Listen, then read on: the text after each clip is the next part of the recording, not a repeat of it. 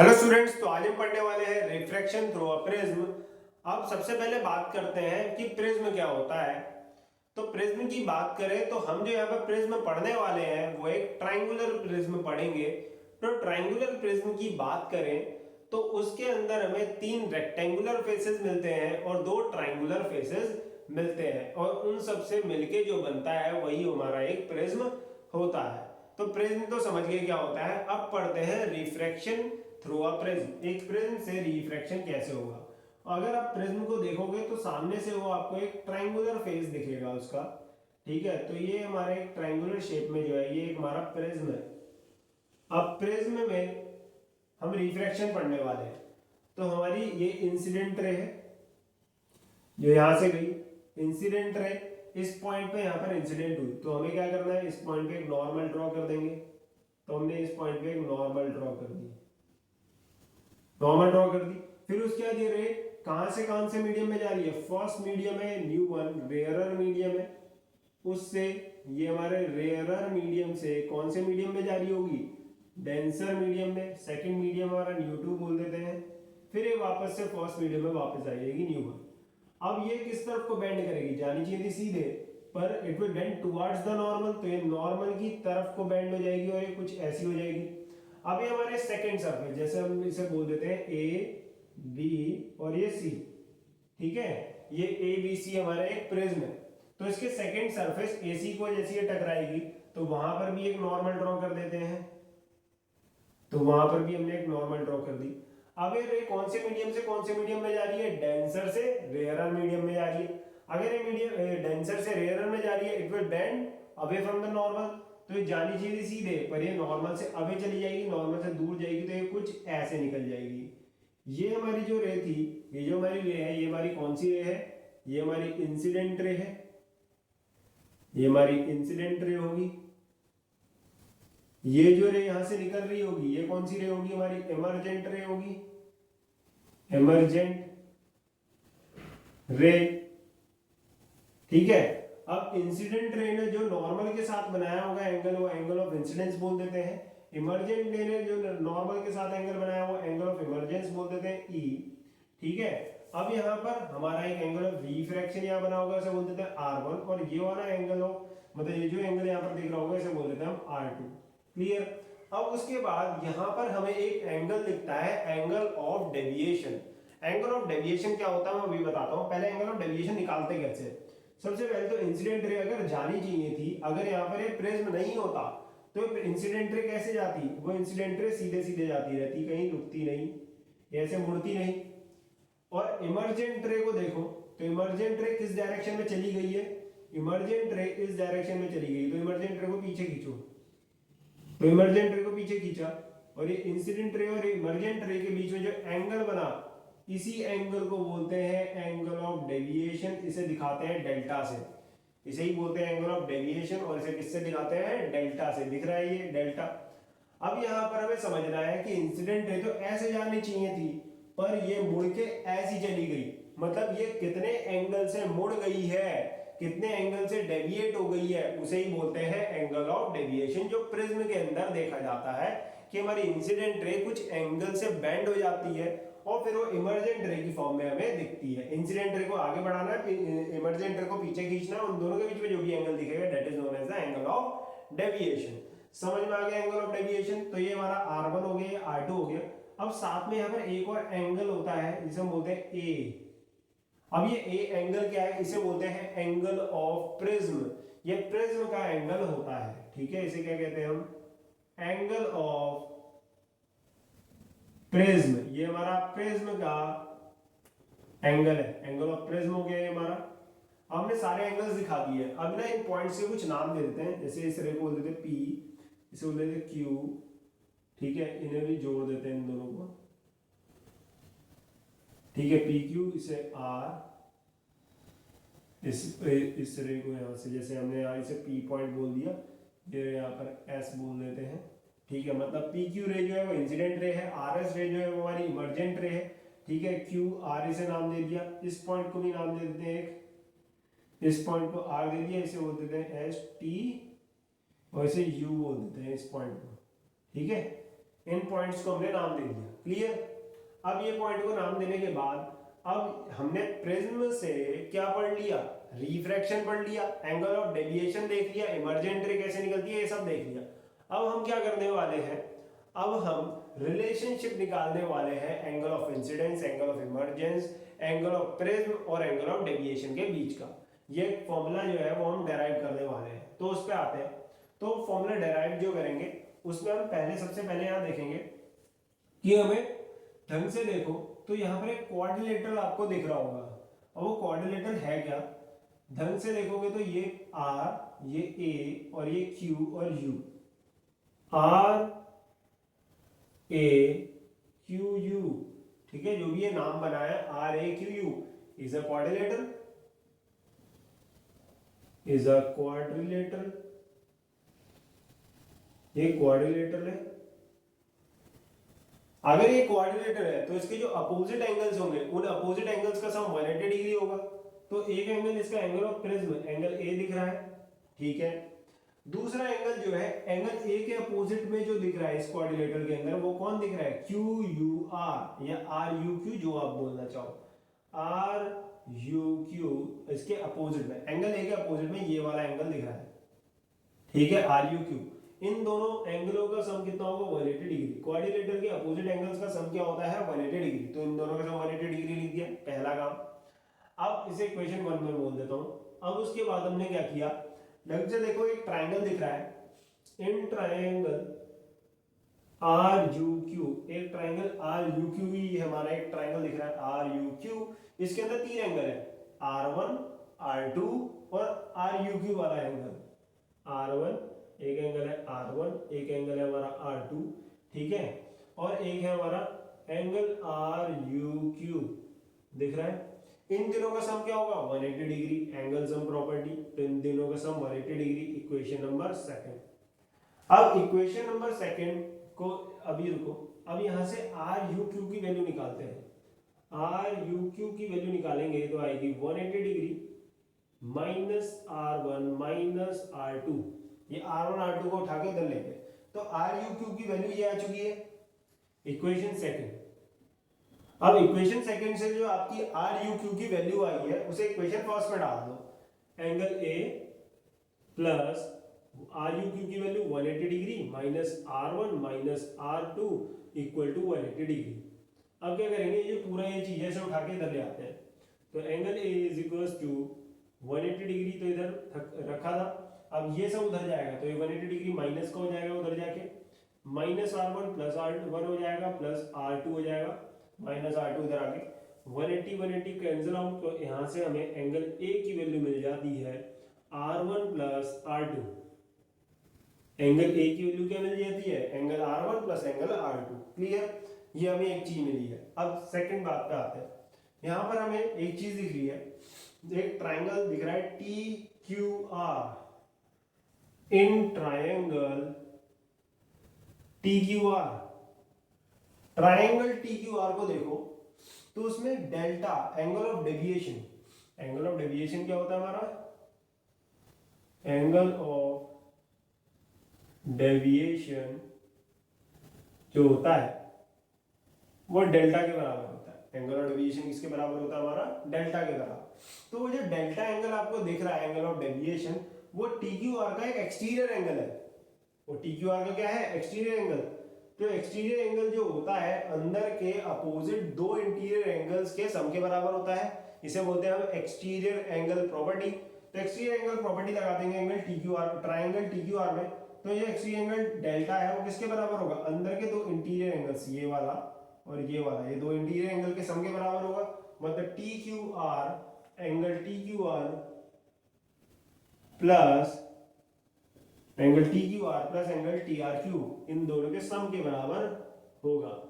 अब सबसे बड़ी बात ये है कि ये जो TQR एंगल है ये क्या है और TRQ क्या है, तो इसे निकाल लेते हैं।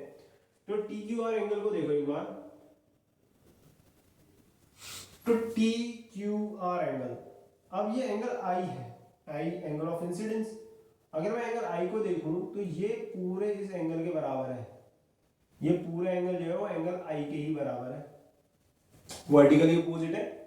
ये वाला एंगल आई है, तो यहाँ से लेकर यहाँ तक का जो एंगल बन रहा है आई ही बन रहा है। अगर ये angle E angle of emergence है तो ये पूरा एंगल जो ई ही बन रहा है, देख लो पूरा वर्टिकली अपोजिट में है, मतलब ये आई है तो ये पूरा एंगल क्या है आई, ये ई है तो इसका वर्टिकली अपोजिट ये पूरा एंगल ई है। अब ढंग से देखो तो हमें ये वाला छोटा एंगल R1 पता है, ये I पता है, हमें क्या चाहिए ये वाला TQR, हमें क्या चाहिए ये इतना सा हिस्सा चाहिए ऊपर का। तो ये क्या होगा बड़े वाले I एंगल में से R1 माइनस कर दो, तो TQR की वैल्यू क्या होगी I माइनस R1, क्या होगा I माइनस R1। TQR की वैल्यू अगर आप निकालोगे तो I माइनस R1, जो बड़ा एंगल दिख रहा है I उसमें से R1 माइनस करोगे तो एंगल TQR आ जाएगा। ऐसी TRQ आप निकाल सकते हो, एंगल TRQ आप निकालोगे तो क्या निकालोगे, बड़ा वाला एंगल क्या दिख रहा है एंगल ऑफ इमरजेंसी, उसमें से R2 माइनस करो ये छोटा वाला मिल जाएगा E माइनस R2। अब इन वैल्यूज को इसमें डाल दो, तो delta is equals to TQR, TQR की वैल्यू क्या है I माइनस R1, ठीक है, TRQ की वैल्यू क्या है E माइनस R2, ये डाल दिया। Delta is equals to I plus E, I plus E minus R1 और minus R2, minus R1 minus R2 दोनों में से माइनस कर लेते हैं कॉमन, तो I प्लस E माइनस का साइन कॉमन लेंगे तो हो जाएगा R1 प्लस R2, और R1 प्लस R2 की वैल्यू आपको पता है किसके बराबर आई थी, एंगल A के बराबर आई थी, एंगल ऑफ प्रिज्म के बराबर आई थी। I plus E is equal to minus A, ठीक है, ये माइनस, और R1 plus R2 is angle of prism A के बराबर, तो माइनस A को इधर लाएंगे तो delta plus A is equal to I plus E। तो समझ में आया, तो ये थी हमारी एक फॉर्मूले की डेरिवेशन, समझ में आया। तो हमने सबसे पहले रिफ्रैक्ट प्रिज्म क्या होता है वो समझ लिया, फिर उसके अंदर हमने रिफ्रैक्शन थ्रू अ प्रिज्म समझा, फिर उसके बाद हमने क्या किया ये फॉर्मूला को डेराइव किया। क्या ये फॉर्मूला है, angle of deviation plus angle of prism जो होता है वो बराबर होता है angle of incidence plus angle of किसके, इमरजेंस के। एंगल ऑफ डेविएशन और एंगल ऑफ प्रिज्म का जो एंगल सम होता है वो angle of incidence plus angle of emergence के सम के बराबर होता है। सबसे पहले हमने ये डेरिवेशन कर ली, अब इसके बाद और भी चीजें समझेंगे। अब हम समझेंगे जो एंगल ऑफ डेविएशन है ये किन किन चीजों पे डिपेंड करता है, तो उस पे आ जाते हैं। तो डेल्टा डिपेंड्स ऑन ये किस किस चीज पे डिपेंड करता है, तो पहली चीज जिस पे डिपेंड करता है वो है angle of incidence, angle of incidence, angle of incidence किस पे डिपेंड करता है, एंगल ऑफ इंसिडेंस पे डिपेंड करता है। दूसरा चीज refractive index of the prism, जो प्रिज्म हम यूज कर रहे हैं इसका रिफ्रैक्टिव इंडेक्स जो भी होगा उस पे डिपेंड करता है डेल्टा की वैल्यू, डेल्टा मतलब angle of deviation, angle of deviation angle of incidence पे डिपेंड करेगा जिस एंगल पे रे इंसिडेंट हुई, और दूसरा हमारा refractive index of prism, refractive index of prism, ठीक है। अब और किस चीज पे डिपेंड करता है, और भी चीजों पे डिपेंड करता है, जैसे कि ये डिपेंड करता है कि मैंने जो लाइट यूज करी है, मतलब इंसिडेंट रे जो है वो कौन से कलर की लाइट है, उसका वेवलेंथ क्या है, वेवलेंथ ऑफ लाइट यूज्ड किस पे डिपेंड करता है, वेवलेंथ ऑफ लाइट यूज, मैं किस तरीके की लाइट यूज कर रहा हूं उसकी वेवलेंथ क्या है। और किस पे डिपेंड करता है, ये डिपेंड करता है एंगल ऑफ प्रिज्म पे भी, किस पे डिपेंड करता है, एंगल ऑफ प्रिज्म। तो ये चार चीजों पे हमारा एंगल ऑफ डेविएशन डिपेंड करता है। किन चार चीजों पे डिपेंड करता है, एंगल ऑफ इंसिडेंस पे, ठीक है, वेवलेंथ ऑफ लाइट मैंने क्या यूज करी, रिफ्रैक्टिव इंडेक्स प्रिज्म का क्या है, या मेरा जो प्रिज्म मैं यूज कर रहा हूं उसका एंगल क्या है, एंगल ऑफ प्रिज्म। तो डेल्टा इन सब चीजों पे डिपेंड करता है। अब ये तो हमने समझ लिया कि किन किन चीजों पे डिपेंड करता है। अब हम ये समझेंगे कि डेल्टा का जो वेरिएशन है वो एंगल ऑफ इंसिडेंस के साथ कैसे होता है, कैसे वो बदलता है इंसिडेंट एंगल के साथ, तो वो भी एक बार हम देख लेते हैं। तो इसे नोट डाउन कर लेना, ठीक है, या स्क्रीनशॉट ले लेना, मैं इसे रब कर रहा हूं। अब चलते हैं नेक्स्ट चीज पे, variation of angle of deviation with angle of incidence, ठीक है। एंगल ऑफ डेविएशन का एंगल ऑफ इंसिडेंस के साथ क्या वेरिएशन आता है, कैसे वो बदलता है उसके साथ, ठीक है। तो इधर देखो, variation of angle of incidence, angle of deviation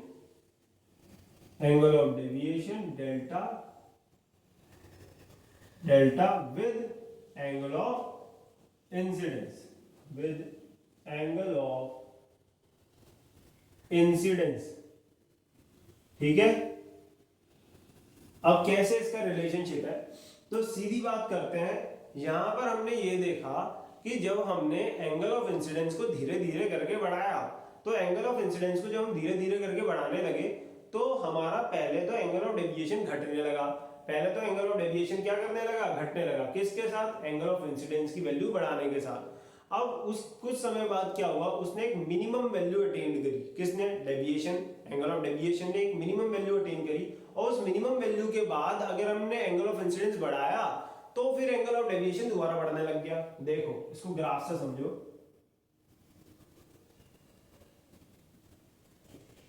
देखो यहां पर हम दिखाते हैं एंगल ऑफ डेविएशन डेल्टा, यहां पर हम एंगल ऑफ इंसिडेंस दिखा रहे होंगे।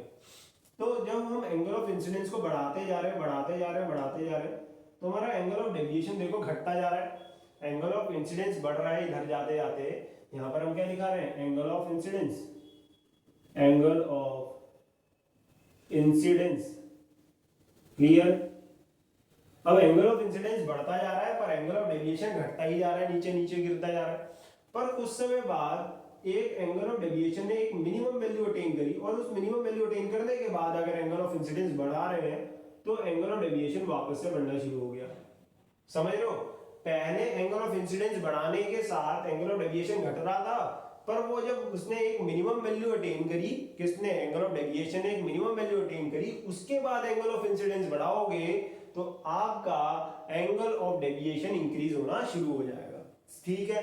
अब ये जो मिनिमम वैल्यू की मैं यहां पर बात कर रहा हूं, ये minimum value of angle of deviation is known as minimum angle of deviation. इसे क्या कहते हैं, मिनिमम डेविएशन या मिनिमम एंगल ऑफ डेविएशन।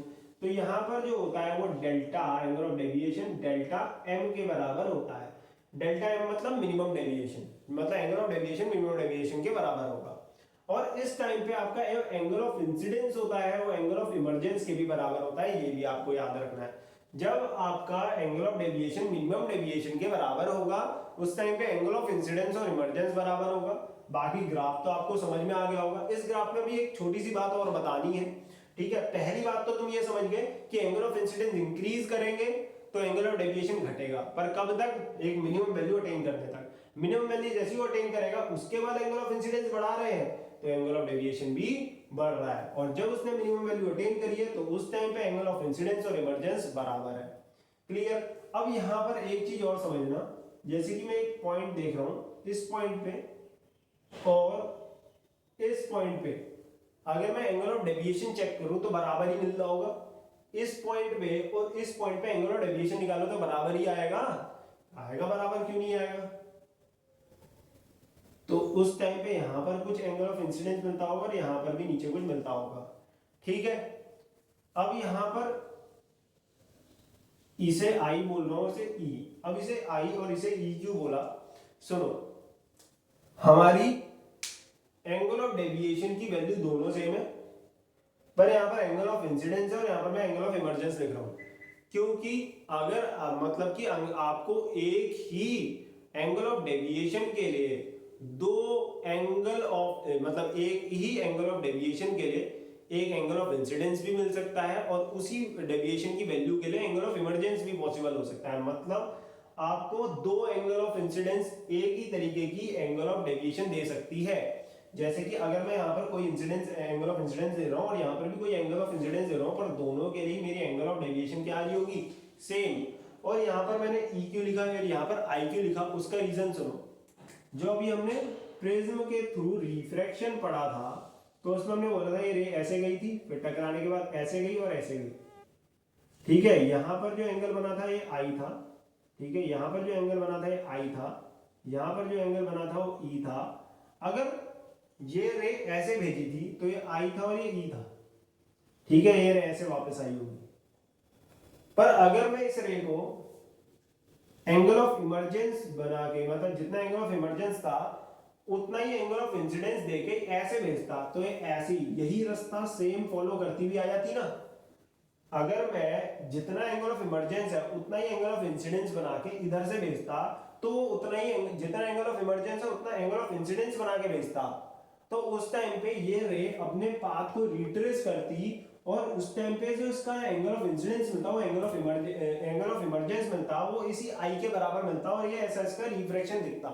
मतलब अब आई और ई को इंटरचेंज कर सकते हो, आई इंटरचेंज हो सकता है किसके साथ, ई के साथ। ठीक है, आई और ई इंटरचेंजेबली यूज कर सकते हैं, क्योंकि देखो रे को इधर से इधर भेजो तो ये एंगल ऑफ इंसिडेंस और एंगल ऑफ इमर्जेंस मिल रहा था, रे को यहां से इधर भेजो तो यही एंगल ऑफ इमर्जेंस जो था वो एंगल ऑफ इंसिडेंस बन गया, और जो एंगल ऑफ इंसिडेंस था वो एंगल ऑफ इमर्जेंस बन गया। मतलब एक ही एंगल ऑफ डेविएशन की वैल्यू जो होती है वो दो एंगल ऑफ इंसिडेंसेस के लिए मिल सकती है। दो एंगल ऑफ इंसिडेंस मतलब एक बार एंगल ऑफ इंसिडेंस क्या होगा, आई, और जब मैं इधर से भेजूंगा तो उस टाइम पे एंगल ऑफ इंसिडेंस क्या होगा, ई होगा ना।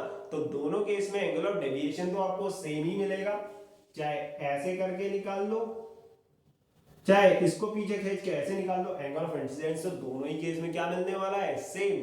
तो यही बात मैं यहाँ बताने की कोशिश कर रहा हूँ, ये डायग्राम को समझ में आ जाए इसलिए बता रहा हूँ ये चीज। ठीक है, ये चीज तो बहुत सिंपल थी जो आपको समझ में आ गई होगी। अब इस डायग्राम में हर समय ऐसा यहाँ पर आई और यहाँ ई लिखा होता है, और यहाँ पर बोला होता है यहाँ पर एंगल ऑफ डेविएशन ये मिल रहा है, यहाँ पर एंगल ऑफ डेविएशन ये मिल रहा है। मतलब इन दोनों पॉइंट्स पे एंगल ऑफ डेविएशन सेम है, पर यहाँ पर एंगल ऑफ इंसिडेंस के लिए डेल्टा की वैल्यू आती है और यहाँ पर एंगल ऑफ इमर्जेंस के लिए डेल्टा की वैल्यू आ रही है। अब ये कैसे, तो ये ऐसे समझे, अगर आप इंसिडेंट रे को ये ऐसे भेजते, अगर आप इंसिडेंट रे को ऐसे भेजते तो उस टाइम पे आपका एंगल ऑफ इंसिडेंस आई होता है, एंगल ऑफ इमर्जेंस ई होता। क्लियर?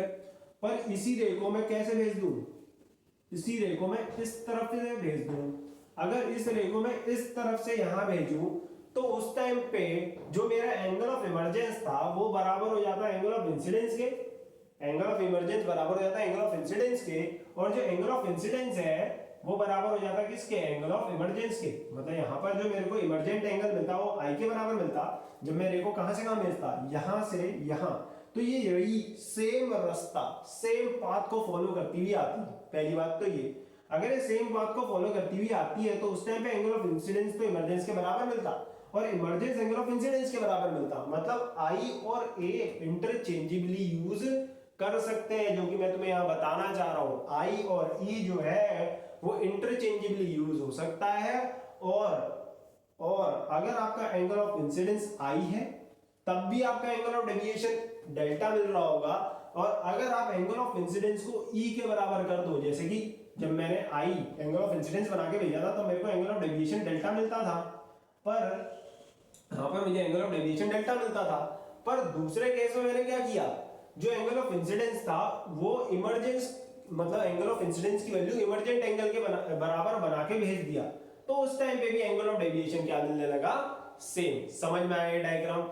ये होता है हमारा variation of angle of deviation with angle of incidence, उसका डायग्राम।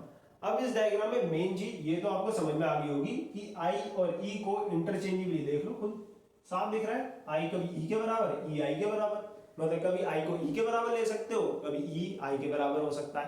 क्लियर? तो इंटरचेंजेबली यूज होते हैं, और एक ही एंगल ऑफ डेविएशन दो एंगल ऑफ इंसिडेंसेस के लिए मिल सकती है। दो एंगल ऑफ इंसिडेंसेस का मतलब क्या, कभी एंगल ऑफ इंसिडेंस इमर्जेंट के बराबर हो और कभी एंगल ऑफ इंसिडेंस नॉर्मल आई है। ठीक है, समझ में आ गया? अब यहाँ पर जो हमने मेन चीज पढ़ी वो पढ़ी minimum deviation, angle of minimum deviation. अब एंगल ऑफ मिनिमम डेविएशन जो हमने पढ़ा है, अब इसका कुछ फॉर्मूला भी होता होगा, इसकी कोई फॉर्मूला डेरिवेशन, इसका रिफ्रैक्टिव इंडेक्स के साथ एक रिलेशनशिप है, तो उस फॉर्मूला को भी हम डेराइव कर लेते हैं। ठीक है, तो एंगल ऑफ मिनिमम डेविएशन पे आ जाते हैं अब हम।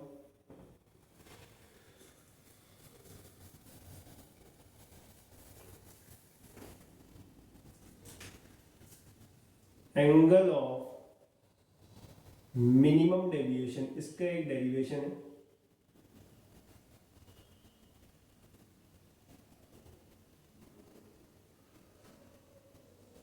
एंगल ऑफ मिनिमम डेविएशन की बात करें तो इसे किससे दिखाते थे हम, डेल्टा एम से।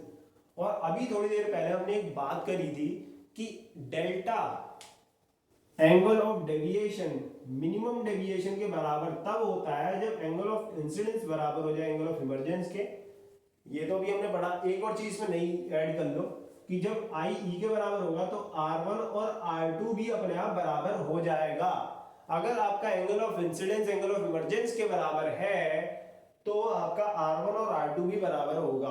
क्लियर?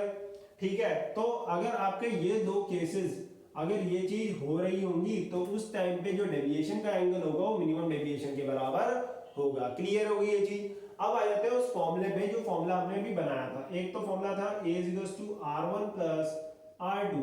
अब हमारा R1 और R2 बराबर है तो हमने इसे नॉर्मली R के बराबर लिख दिया। R1 और R2 बराबर है एक कांस्टेंट वैल्यू R पे। ठीक है, तो A = R + R, R1 की वैल्यू भी R और R2 की वैल्यू भी R, तो A = 2R। तो यहाँ से R की वैल्यू क्या मिल जाएगी? A/2। A मतलब एंगल ऑफ प्रिज्म है यहाँ पर। क्लियर? अब दूसरा हमने जो फॉर्मूला बनाया था वो बनाया था delta plus A = I + E। Delta plus A = I + E। तो डेल्टा प्लस A, यहाँ पर डेल्टा की वैल्यू क्या लिख दूंगा मैं? Delta M minimum deviation = I, और E की वैल्यू भी किसके बराबर है? I के बराबर है। तो E की जगह भी क्या रख देंगे? I, क्योंकि हमने यहाँ बोला हुआ है ना I और E बराबर है, तो E की वैल्यू भी I के बराबर है। तो delta M + A = 2I।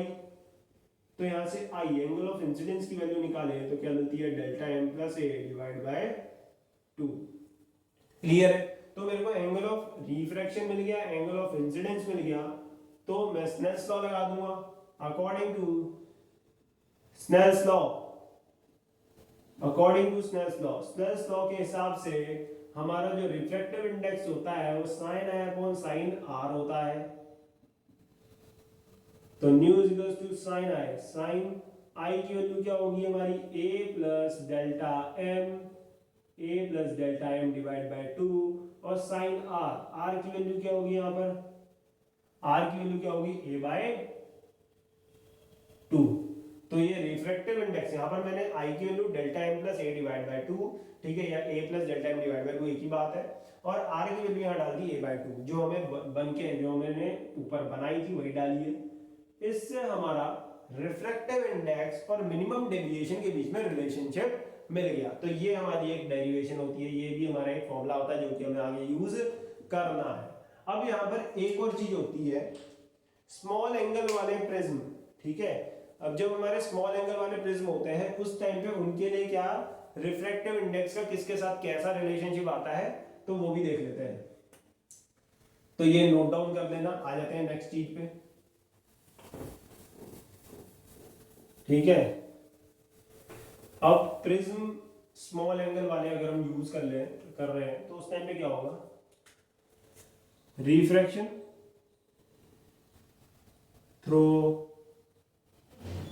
Prism of small angle, prism of small angle, ठीक है, जिनका एंगल ऑफ प्रिज्म अगर छोटा है। अब जिनका एंगल ऑफ प्रिज्म अगर छोटा होगा तो उनके लिए angle of incidence, angle of refraction, ये सारी वैल्यूज क्या होंगी? छोटी ही रहेंगी। तो यहाँ पर angle of incidence, angle of emergence, R1 R2, ये सारे क्या होंगे? आर स्मॉल एंगल्स, ये सब छोटे एंगल्स ही होंगे। ठीक है, अब ये सारे एंगल्स जो होंगे वो छोटे होंगे। तो रिफ्रैक्शन जब होता है, जो हमारा रिफ्रैक्शन होता है उस टाइम पे हमारी इंसिडेंट रे होती है, ये ऐसे चली जाती है, रिफ्लेक्टेड इमर्जेंट रे होती है, ये नॉर्मल होगी हमारी, ये एंगल ऑफ इंसिडेंस, ये एंगल ऑफ R1, ये R2, और ये एंगल ऑफ इंसिडेंस। ठीक है, ये फर्स्ट मीडियम, ये सेकंड मीडियम हो गया, ये आपका, ये दोबारा से फर्स्ट मीडियम हो गया। ठीक है, अब जैसे कि फर्स्ट मीडियम मतलब पहले इस वाली रे को देखो, तो ये रे कहाँ से कहाँ जा रही है? यहाँ से यहाँ आ रही है। ठीक है, तो ये जो रे है ये यहाँ से यहाँ जा रही है, तो जब इसने इस वाले मीडियम से यहाँ गया होगा तो यहाँ पर एक स्नेल्स लॉ लग जाएगा। तो स्नेल्स लॉ अगर मैं लगाऊंगा यहाँ पर, अकॉर्डिंग टू स्नेल्स लॉ, यहाँ पर स्नेल्स लॉ लगाऊंगा फर्स्ट सरफेस के लिए। सरफेस कौन सा? ABC है, तो AB सरफेस के लिए, फॉर AB के लिए स्नेल्स लॉ अगर लगेगा तो sin I/sin R, पर यहाँ पर R की वैल्यू क्या है? R1, R की वैल्यू क्या है? I, और R angle of refraction R1 है, is equals to refractive index mu, ठीक है, ये हो गया हमारा। वैसे यहाँ पर जो रिफ्रैक्टिव इंडेक्स होता है वो किसके बराबर होगा, ν2 के।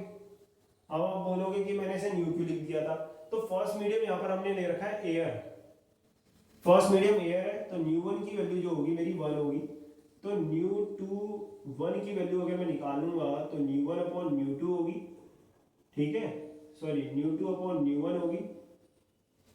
और सेकंड मीडियम का जैसे ये फर्स्ट मीडियम का रिफ्रैक्टिव इंडेक्स तो 1 हो जाएगा क्योंकि वो एयर है, तो सेकंड मीडियम का रिफ्रैक्टिव इंडेक्स हमने ν बोल दिया, ठीक है। तो सेकंड मीडियम का रिफ्रैक्टिव इंडेक्स ν हो गया, और नीचे जो हमने ये ν1 है इसकी वैल्यू 1 डाल दी, तो ν21 की वैल्यू क्या आ जाएगी, ν के बराबर। तो ऐसे sin i upon sin r1 equal to क्या आ जाएगा हमारा, ν के बराबर। ये आ गया। अब हमारा एक सरफेस के लिए तो स्नेल्स लॉ लगाया, अब दूसरा सरफेस भी है एसी सरफेस, तो फॉर एसी सरफेस भी स्नेल्स लॉ लगाएंगे। For surface AC, for AC surface अगर मैं स्नेल्स लॉ लगाता हूं तो यहां पर हमारा angle of incidence AC surface के लिए देखो तो वो है r2। देखो रे यहां से यहां जा रही है तो r2 एंगल ऑफ इंसिडेंस है, तो sin i upon sin r होता है, तो ऊपर एंगल ऑफ इंसिडेंस रखते हैं r2, वो नीचे एंगल ऑफ इमर्जेंस रखूंगा, क्योंकि इसका जो एंगल ऑफ रिफ्रैक्शन होगा वो एंगल ऑफ इमर्जेंस के बराबर है, तो ऊपर एंगल ऑफ इंसिडेंस नीचे एंगल ऑफ रिफ्रैक्शन जो कि इमर्जेंट एंगल के बराबर था, इज इक्वल्स टू न्यू। अब रिफ्रैक्टिव इंडेक्स किसका ले, रिफ्रैक्टिव इंडेक्स किसके रिस्पेक्ट में ले, तो आपको यहाँ पर ये बता रखा है कि जब रे इस मीडियम से इस मीडियम में जा रही है तो पहले किसका लोगे, जिसमें जा रही है, फिर किसका लोगे, जिससे आ रही है। तो कौन से मीडियम में जा रही है, फर्स्ट मीडियम से में जा रही है, और किससे आ रही थी, सेकंड मीडियम से आ रही थी। ये सेकंड मीडियम था ना, ये रे की बात करें तो यहां से यहां गई है ना, तो फर्स्ट में जा रही है और सेकंड से आ रही थी, तो पहले फर्स्ट का लेंगे और फिर सेकंड का। समझ में आया, जिसमें जा रही है उसे पहले लिखो, जिससे आ रही है उसे बाद में, तो ν1/2। अब यहाँ पर भी सारी बात यही रहेगी, फर्स्ट मीडियम तो एयर था, तो ये होगी ν1/ν2, यहाँ पर ν1 की वैल्यू 1 और ν2 की वैल्यू ν रखेंगे, तो यहाँ से sin r2 upon sin e की वैल्यू आ जाएगी आपकी 1/ν। तो यहाँ से ν की वैल्यू निकालोगे तो ν की वैल्यू आएगी sin r2, सॉरी रेसिप्रोकल हो जाएगा, रेसिप्रोकल करोगे तो sin e upon r2, sin e upon sin r2। अब ये तो हमारा एक रिलेशनशिप बन चुका है। अब इस रिलेशनशिप में भी आगे जाएंगे तो हम बोलेंगे कि ये जो स्मॉल एंगल वाला प्रिज्म है इसमें सारे एंगल्स क्या थे, स्मॉल। अब तुम्हें पहले ही बता रखा है कि अगर आई आर, जैसे कि ये साइन आई में आई एंगल स्मॉल है तो साइन आई किसके बराबर होगा, आई के बराबर होगा, तो साइन आई को किसके बराबर लिख देंगे, आई के। अगर r1 भी स्मॉल एंगल तो साइन r1 के बराबर होगा, यहाँ न्यू, तो यहाँ से i1 की वैल्यू आपकी निकलेगी क्या, न्यू r1, i1 की वैल्यू न्यू r1 आ जाएगी। यहाँ पर फिर ऐसे ही यहाँ पर बोलोगे कि अगर ये स्मॉल एंगल वाला हमारे ई स्मॉल एंगल का है तो साइन ई की वैल्यू ई के बराबर, साइन r2 की वैल्यू r2 के बराबर, तो यहाँ से न्यू r2 की वैल्यू ई के बराबर आ जाएगी, न्यू r2 तो यहाँ से ई के बराबर आ जाएगी, तो यहाँ से ई की वैल्यू आएगी आपकी न्यू r2। क्लियर हो गया, ये आ गया। अब उसके बाद क्या करेंगे, ये दो चीजें हमें मिली है, अब जाते हैं वो फॉर्मूले पे जो हमने डिराइव किया था, I delta plus angle of prism is equals to angle of incidence plus angle of emergence, यही था। डेल्टा प्लस ए, आई की वैल्यू क्या है, न्यू r1, ई की वैल्यू क्या है, न्यू r2, यही निकली है, ये हमने डाली है बस।